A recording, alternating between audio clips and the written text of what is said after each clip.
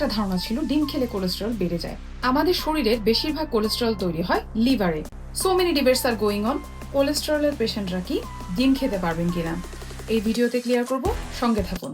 আমাদের শরীরের বেশিরভাগ কোলেস্টেরল তৈরি হয় লিভারে। এই লিভারকে কোলেস্টেরল তৈরি করতে সবচেয়ে বেশি উদ্দীপিত করে স্যাচুরেটেড ফ্যাট যেমন রেড মিট, মাখন, এবং ট্রান্স ফ্যাট যেমন তেলে ভাজা জিনিস।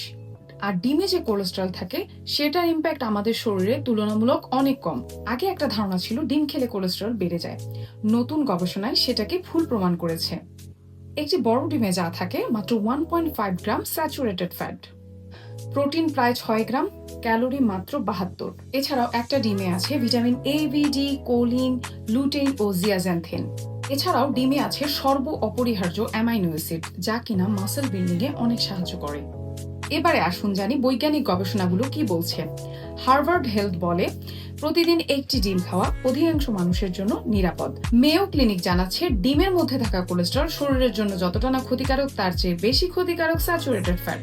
ইউনিভার্সিটি অফ সাউথ অস্ট্রেলিয়ার গবেষণায় দেখা গিয়েছে প্রতিদিন 2টি ডিম খেলে খারাপ কোলেস্টেরল বা এলডিএল কমে যায় যদি ডায়েট কম স্যাচুরেটেড ফ্যাট যুক্ত হয়। তাই যাদের উচ্চ কোলেস্টেরল আছে প্রতিদিন একটি ডিম সাধারণত তাদের কোনো ক্ষতি করে না। তবে আপনার যদি অনিয়ন্ত্রিত ডায়াবেটিস এবং উচ্চ কোলেস্টেরলের সমস্যা অনেক বেশি থাকে সেক্ষেত্রে আপনি চিকিৎসকের পরামর্শ নিয়ে আপনার ডিম খাবার পরিমাণটা অতি অবশ্যই ঠিক করতে হবে। সুতরাং ডিম কোনো ভয়ের খাবার নয়, এটি একটি সাশ্রয়ী, স্বাস্থ্যকর এবং পুষ্টিগুণে ভরপুর খাবার।